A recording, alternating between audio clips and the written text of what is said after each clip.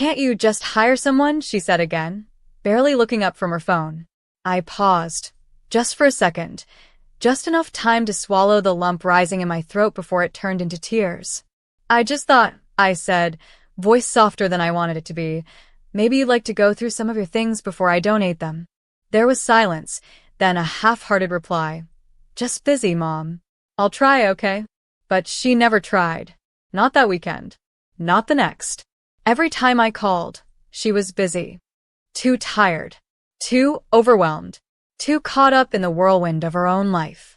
And slowly, painfully, like leaves falling in early winter, it began to settle in. I wasn't a priority anymore. Maybe I hadn't been for a long time. I told myself it was normal. Kids grow up. They move on. But deep inside, I still carried the sound of her childhood laughter in my chest like an old song. And it hurt, more than I admitted, to realize that the girl who once reached for my hand in crowded grocery aisles now barely returned my texts. That night, I sat alone in the dining room, staring at the table, the same one where she used to blow out candles every birthday, where she scribbled with crayons while I cooked dinner, where we whispered secrets over late-night hot cocoa. And now it was just me. One bowl of soup gone cold. One heart unraveling quietly. The walls still held her drawings, unicorns and rainbows from second grade, now faded and curling at the edges. I should have taken them down years ago, but I couldn't. I kept telling myself I was preserving memories, but really, I was just afraid to let go. The next morning, I called the realtor. My voice didn't tremble. I'm ready to sell, I said, and for the first time in years, I meant it. Can you get the paperwork ready this week? She was surprised. Already, she asked. I nodded, even though she couldn't see me. I've made peace with it, I said, though peace still felt like a distant shore. The house sold faster than I thought. People loved the tall windows, the old fireplace, the nostalgic charm. No one asked about the invisible bruises on the walls, the kind that don't come from fists, but from loving too hard, forgiving too much, and being forgotten too soon. I packed alone. No help. No tears from the one I raised. Each box felt like a goodbye, not just to things, but to years, to moments, lullabies, little hair clips, late-night fevers, and birthday wishes whispered in the dark. I found her baby blanket, the soft, pink one I used to wrap her in when she had nightmares. I held it for a moment, breathed it in, remembered how her tiny fingers used to grip mine like I was her whole world. I held that blanket against my chest like it could take away the ache. But it didn't. Nothing could. I packed it gently. Then I found the letters she'd written me in third grade. You're the best mommy in the world. I love you more than the sky. I smiled. Then I cried. Then I packed those too. The hardest part wasn't the packing. It was the remembering. The small details. How she used to dance in the hallway wearing my heels. How she made me a Mother's Day card with glued pasta. How she'd crawl into my bed when the thunder scared her. Somewhere along the way life happened. And she drifted. I don't know exactly when, maybe college, maybe marriage, but suddenly, she became someone I didn't recognize. Polite. Distant. Mechanical. She'd call on holidays, say all the right words, but I could feel the disconnect, like talking through glass. I didn't tell her I was leaving. Not this time. I didn't call. I didn't text. I didn't leave a forwarding address. I just left. Not out of anger, but out of exhaustion. Because silence, sometimes, is louder than screaming. Sometimes it's the only language left when love stops being a two-way street. I moved 3 states away, to a small weathered cottage by the sea. The air smells like salt and second chances. My neighbors are kind. They bring pies, wave in the mornings, and ask nothing of me. They don't know my story, and I don't offer it. Every morning, I walk the shore, barefoot in the sand, talking to the waves like old friends.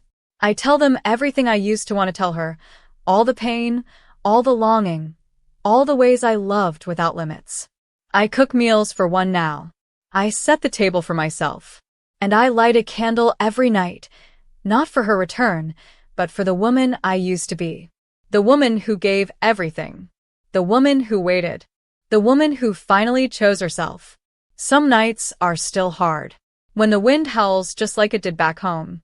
When I hear a song she used to hum in the kitchen. When I see mothers and daughters laughing together in the grocery store, arms linked, sharing inside jokes I'll never understand again. The ache comes in waves, but I've learned to breathe through it. I've learned that missing someone doesn't mean you go back. It just means you once loved deeply. And that's something to be proud of. There's strength in walking away, not in bitterness, but in self-respect. There's courage in closing the door, even when your heart still presses its ear to it, hoping. And there's grace in building a life that doesn't depend on anyone else's attention to feel valid. I started painting again. Something I hadn't done since she was in middle school. I paint oceans, skies, faceless figures standing on cliffs. Maybe they're me. Maybe they're all the women who've loved too much and been left behind.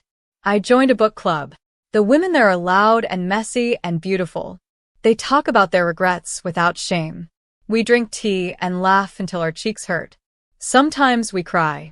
And in that messy, imperfect community, I found pieces of myself again. One night, as I was journaling, I wrote, "She doesn't have to come back for me to feel whole." And that was the moment I knew I was healing, truly healing, not pretending, not numbing, not surviving, but living, Slowly, softly. fully. If you're hearing this, if you've ever been left, ignored, or made to feel invisible by the very people you gave your heart to, I want you to know something. You are not a burden. You are not a failure. You are not unlovable. You are simply someone who loved with their whole soul and didn't get that same love back. That's not your flaw. That's their loss. So don't wait for their apology. Don't wait for the phone call that may never come. Don't keep setting places at the table for people who won't show up. You deserve better. You deserve peace. Pack your things. Close that chapter and go. Not because you gave up, but because you're finally choosing you. Choosing joy. Choosing healing. And if this story found you at a quiet moment, in the middle of your own storm, then maybe it's not just mine anymore. Maybe it's ours. Maybe you've sat at that same silent table, whispered their name into the void, begged God for one more chance to be seen. If that's you, let this be your sign. Subscribe to this channel. Not just for the stories, but for the connection. For the truth. For a space where your pain is valid, your silence is understood, and your healing is welcome. Let's build something beautiful here. For all the mothers who were never thanked. For all the daughters who stopped calling. For all the hearts still beating through the betrayal. You're not alone. And you never have to be again.